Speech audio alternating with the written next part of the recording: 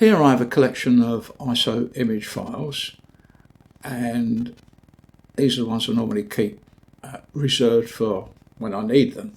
And if I need to make a bootable USB stick, because I'm using Linux Mint, I just click on whichever edition I want of the operating systems. I come down there and just click on make a bootable USB. And it's as easy as that for me. However, in the past I used to run a bootable USB stick with all of my ISO image files on there, and that system I used was easy to boot. However, today we're going to look at another program that does the same thing, perhaps a shade easier, and that program's called Ventoy. Now we'll get an edition of that by clicking on there, bringing up our browser, type in the name Ventoy. Oh dear. One of these days I'll learn how to use a browser. Ventoy.net. Here you can read all about it if you so wish, and we'll go straight to downloads. It looks like there's three variants that we can use. We've got Windows, Linux, and a live CD. This is the version we wish to download, and here's its checksum. So when we've finished downloading, we can make a checksum of this so that we can ensure that we haven't got any corrupted data. Well, let's go forward and do that.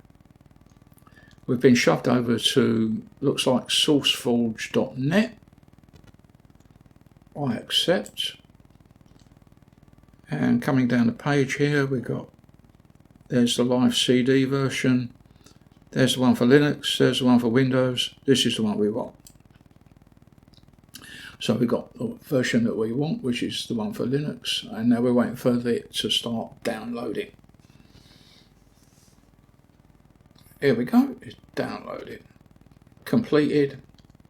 Close this down now. Go to our downloads folder and find where it is. And there it is, there. This is a compressed file, and to decompress it, we'll extract here. And there's the folder with the program files in it. And we'll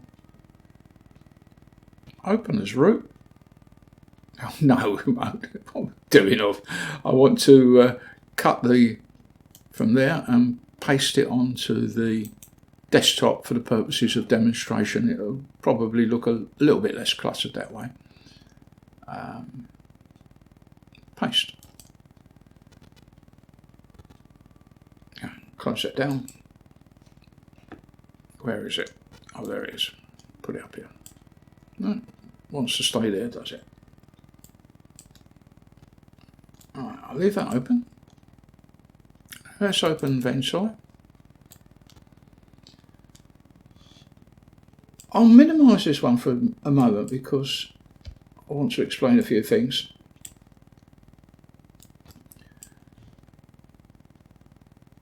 These are the execution files to run the program. It will run straight from here, so there's no problems. And you'll see this says Ventoy GUI, or as a lot of people call it GUI, which stands for a graphical user interface. This is if you're using Arch Linux, and we're not using Arch Linux, so a 64-bit system. There's a Ventoy GUI if you're running i386, which is that 32-bit system? Probably. Ventoy GUI MIPS64. Well, yes, it's another variant of Linux. And here we have Ventoy GUI 86-bit times 86, it says 64-bit. Now this one looks familiar to me, whereas although that one looks familiar too, That looks familiar, but that one doesn't. But I know that this would be, if I was using Manjaro, I would be using that one to start the GUI. But I'm using Linux, and this is the one I need to start the GUI. Oh, it's terrible saying GUI, isn't it, all the time? Graphical user interface. It's just a way of making it simpler so you don't have to use the command line or the terminal. I click on it, and what happens? Nothing. This seems to have popped up, or something seems to have popped up, but what, I'm not quite too sure where, but nothing is happening. It doesn't work. And here lies one of the problems. A lot of people think you have to use the terminal to run Ventoy. You don't. Let me do that again. Look, I've just clicked on it again. Nothing happens. Well, something did happen, but I don't know what it was because we've got more files or folders or something. But it doesn't work. So what do we do now? The instructions are to resort to using the terminal, but a lot of us don't like using terminal. Let's just open it up. I mean, just give you a plain headache, and you would like to use the graphical user interface. Well, it does actually work. However, we have to go back one step. Let's go back to our desktop, and we'll right-click on the Ventoy folder, come down and select an option that says Open as Root. We'll open it as root, and I'll type in my password. Now we'll have to wait a few seconds or minute perhaps for this to take place. Carry on, what do you want to say? We now have root control of this folder. Unfortunately, I've got to pause at this point because various things are going on in the house and need my attention. Now we've got elevated privileges, which are root privileges to this folder. We can do anything we like with it. We go down to the graphical user interface, the one that's required for Linux Mint, and it's this one. Right click on it, and we'll open our user interface. Let's close this down. Close that down. There we go. Here we've got an 128 gigabit USB stick in place, and we're using the Ventoy package we just downloaded, which was 1.0.99. And install. What we're actually doing is installing a program onto our USB stick which will allow it to boot and carry multiple ISO image files, and away we go. It says the device will be formatted and all data will be lost. Continue. OK. It gives us a second chance in case we're making a mistake. OK. And now it's doing its job on the USB stick. Congratulations. Ventoy has been successfully installed on your to the device. OK. Well, let's kill that. That's all we need to use Ventoy for.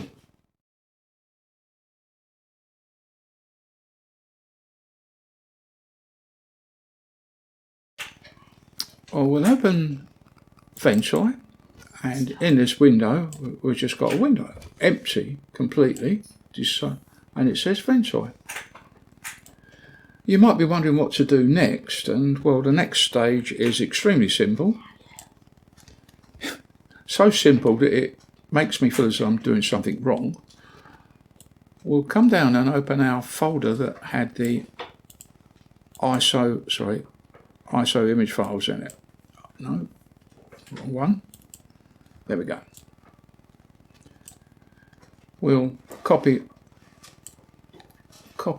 all our image files, right click, copy, and we'll paste them straight into this folder here. Let's just paste. Now this is going to take quite some time, and I'll come back to this when it's all done. In the meantime, we'll carry on as normal. It's got to transfer 42 gigabits of data, and it'll probably take 5 or 10 minutes.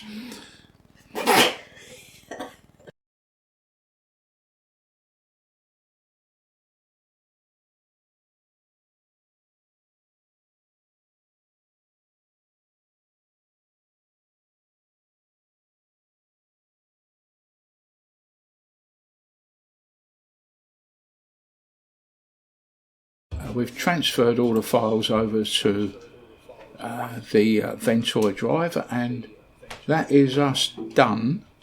Now the next thing is to sort of test it in real life, and we'll come back to that another time.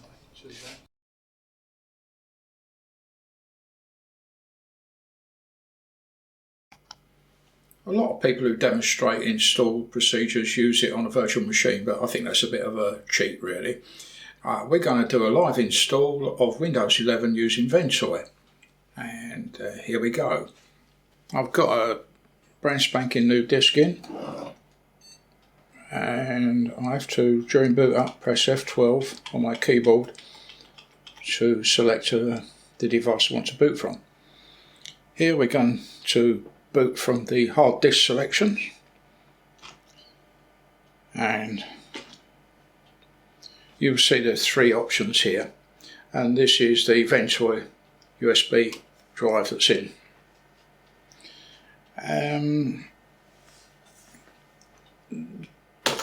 Let's fire it up and see what happens.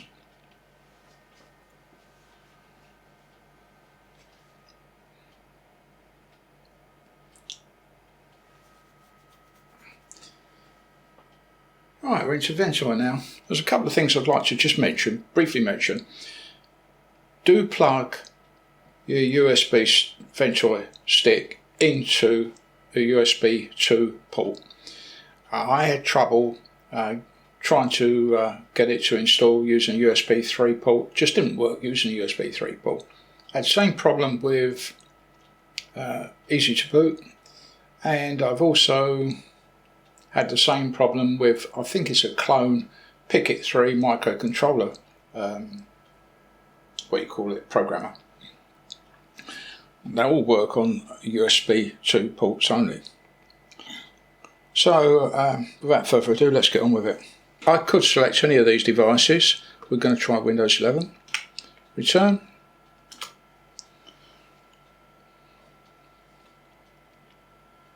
And we're into another little menu that says boot normal mode, boot in WinBoot mode, file checksum, return to previous menu. Well, we're going to just go for it.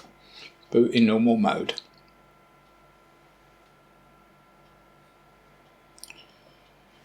And all this will take time, and because it's slower from a USB stick.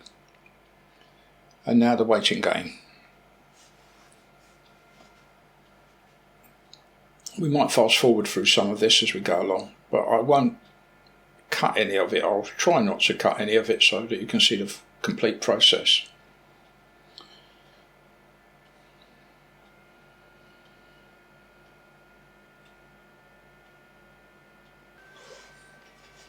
All that's okay, and we'll start filling in the details now. Next, I'd like to install Windows 11.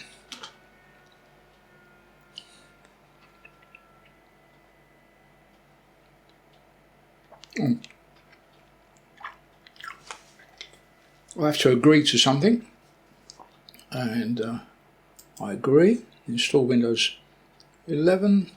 Next. I don't have a product key.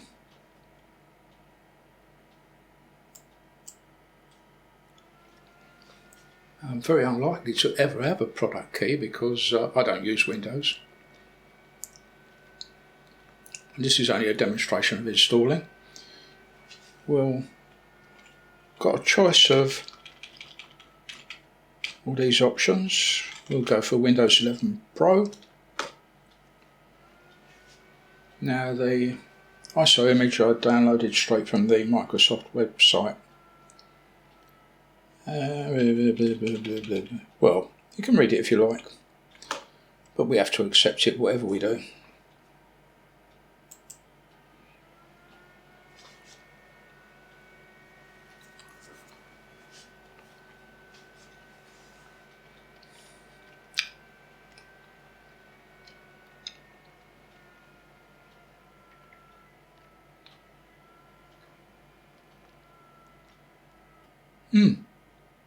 Oh dear. I'm confused.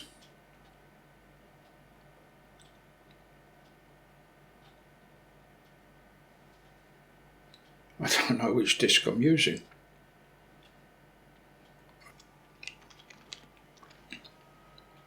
It's the 222.8 gigabit one, it says there.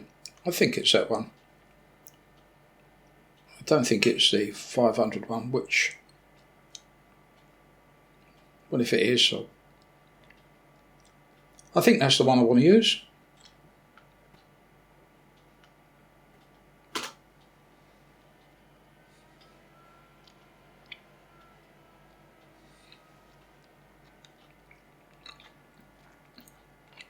Note, certain apps and features may be addition.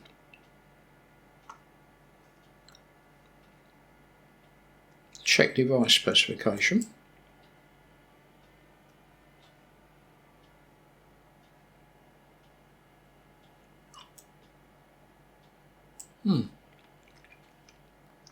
Install. One important thing we should do before we go any further is to, and I forgot to do it, is to kill the internet. And I think I can do it just by getting down here and plugging on the damn thing.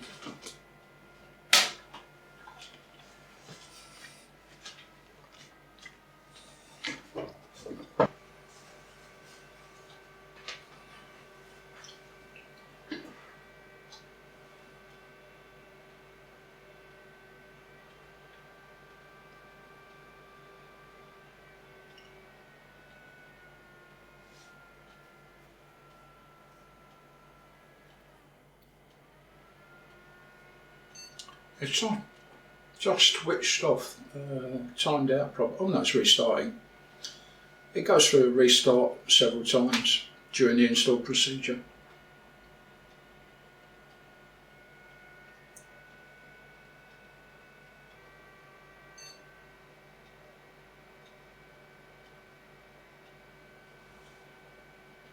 Another restart procedure. And it's doing it all automatically.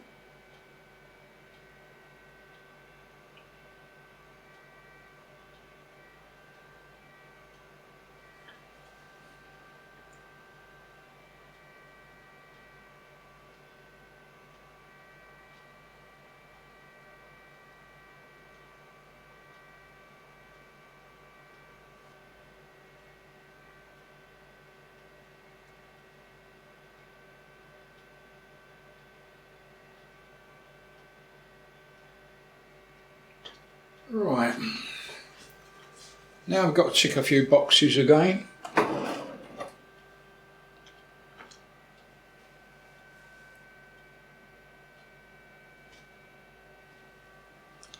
Yes, I'm going to skip that. Now, here's the stumbling block that we come across. And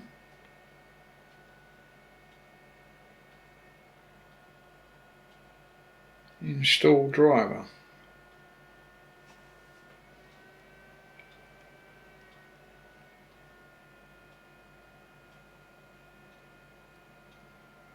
Ethernet not connected, and if we try to install the driver, it just will It says you will need an internet connection to continue setting up. Your device, once connected, you'll get the latest features and security updates. If you need to install a network adapter driver, download it from your device manufacturer website or from the maker of your network adapter. Well, I don't think we can go any further.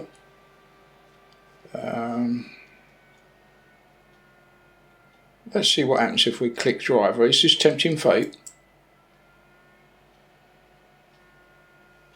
Yeah, it's tempting fate. Well, I haven't got a driver. And I can't skip it. So what do? We go Shift F10.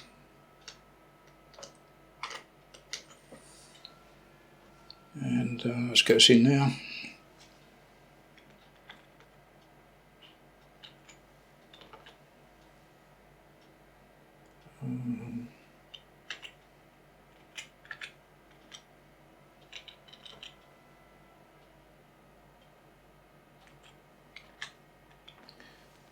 See if this works.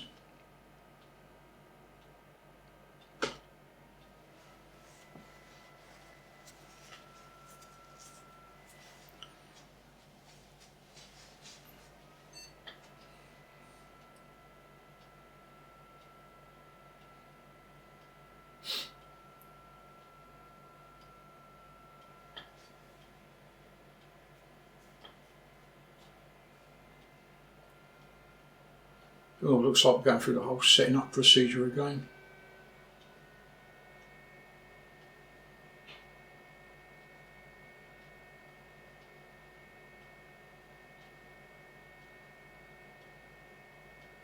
Oh, it wasn't too bad.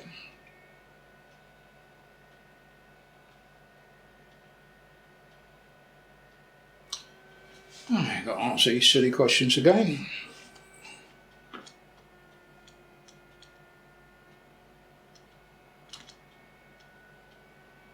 Skip. Right, now we've got another option down the bottom of the page. I don't have an internet connection.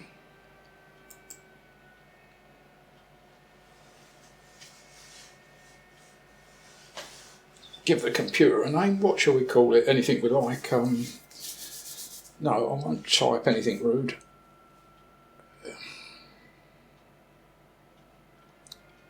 Do you know what? I can't think of a name.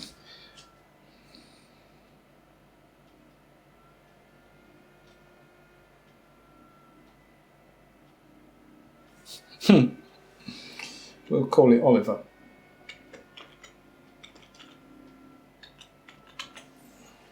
That'll do. Next. Password, can't be bothered.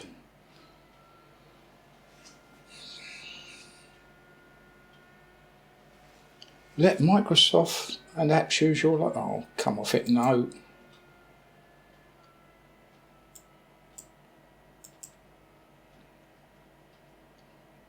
No.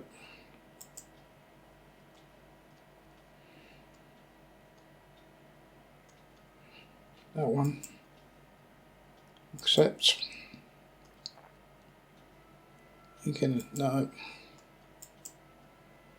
You got all these things. Oh, we can improve everything for you. Yes, we can know everything you're doing. No. No.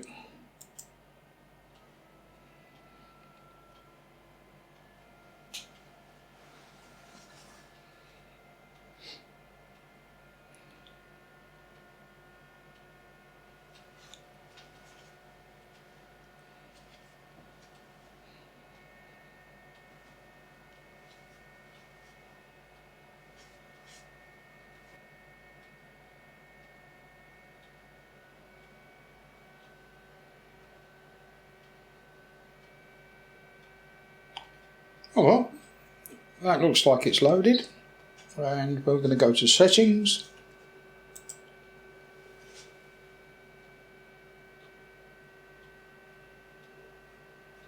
system, Notifications off. Additional settings, kill that, don't want it in it. No. X, and we'll restart. Shut down, restart.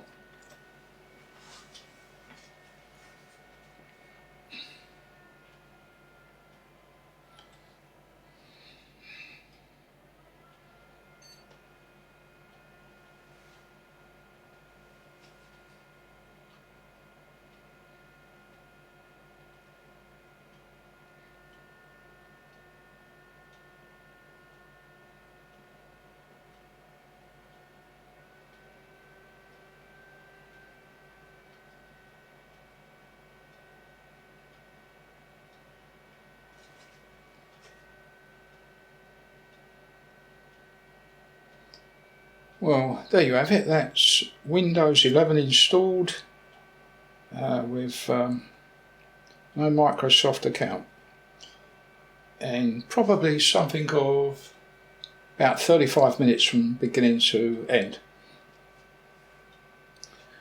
Now I'm going to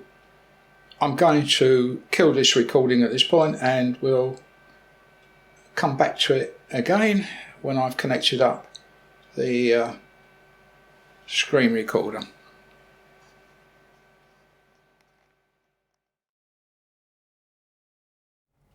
It's taken me some time to get everything up and running, especially the screen recording, and this is the first time I've actually looked at a Windows program or Windows operating system since about 2015, and probably last used one about 2020. So I'm very rusty, and so far it looks sort of quite good. Just to prove we are looking at Windows 11, let's go to the settings and see if there's anything here that'll convince you that I'm on the right thing.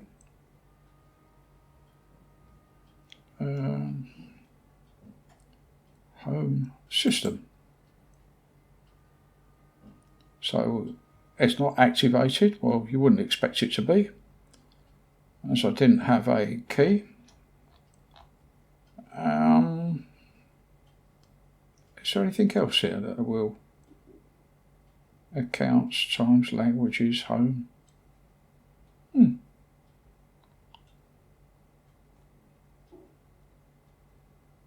Nearby, multitasking for developers.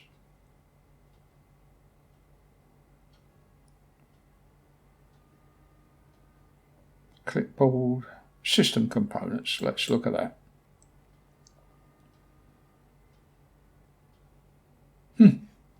Meaningless. I'm sorry guys, I'm very, very rusty at all this, and that's a good one, isn't it?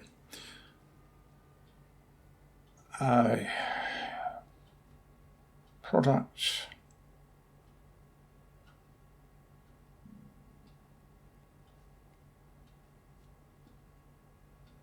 Windows. Yeah, we've got editions, Windows 11 Pro, 24H2, installed 8th 11th 2024. Oh well, who cares?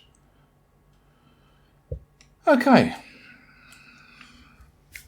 Now, what can we do with it? I think possibly the best thing to do is let's try and download and install a copy of Ventoy. We did it with Linux Mint before. Let's try and do it with a Windows system. Excuse me. This is going to be a bit of fun. Now, the browser is Edge, and I must admit, oh, look, it says I live in. I don't. And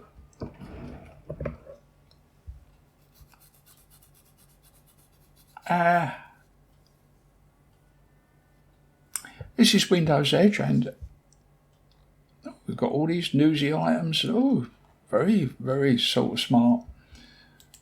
However, doesn't interest me in the slightest. Ventoy.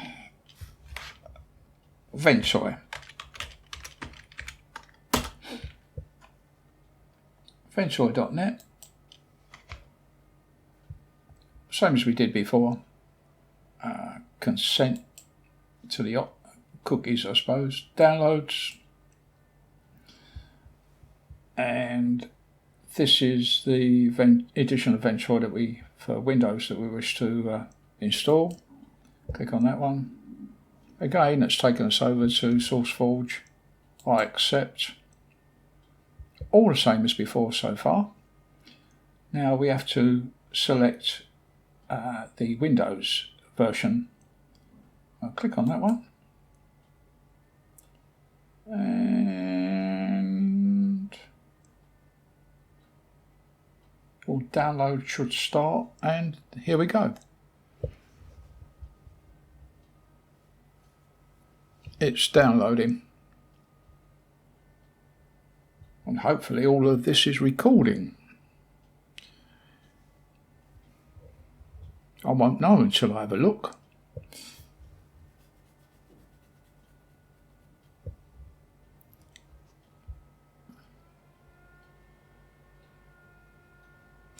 Right, we've finished downloading, and I can click on here to open the file, or alternatively let's shut this folder down, or browser I should say. There's a little folder symbol down here, click on that, and we've found our downloads folder. I'm surprised I got that far. Dear, oh dear. These things all follow a pattern, and when you jump from operating system to operating system, there are sort of similarities in layout and operation. Although they do deviate, they sort of do somehow look alike eventually when you've been doing it a long time.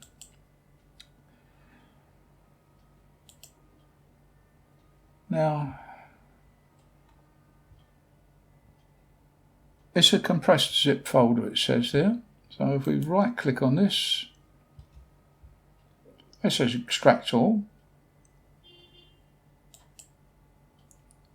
And I'm going to create a new folder.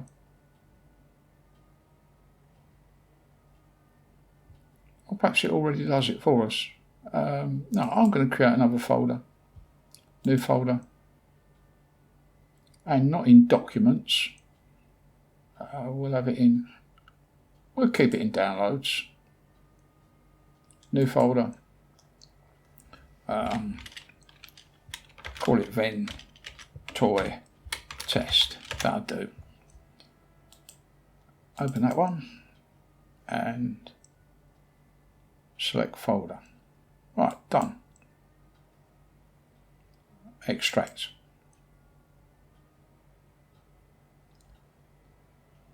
Now, all the files have been extracted to a folder called Ventoy test. And here we have another folder, Ventoy 1.0.99. Oh.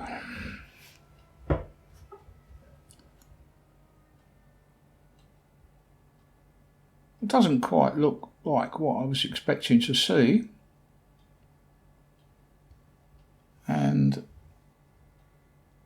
Ventoy, that looks like a plugin. This one looks like Ventoy 2 disk. Don't know what it is. Ventoy link. Well, we haven't got an ARM processor. We have an AMD processor. So I'm going to click on this one, which looks to me like the obvious one to choose.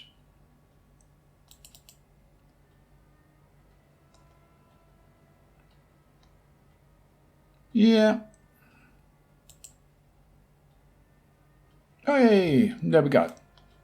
We're straight into, there we go.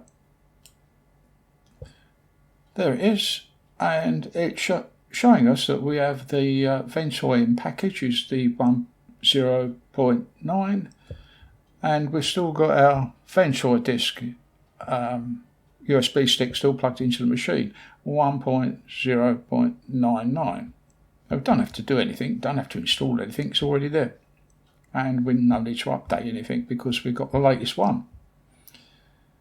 So, quite simple guys, easy peasy. Let's come down here and find our USB stick. There it is. Yeah, it's there. And it's little greyed out. I wonder if clicking on that will bring up anything. No. Right. Folders.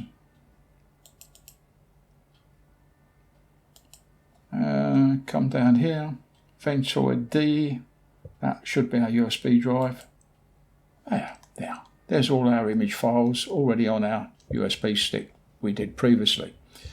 So I think that probably concludes it.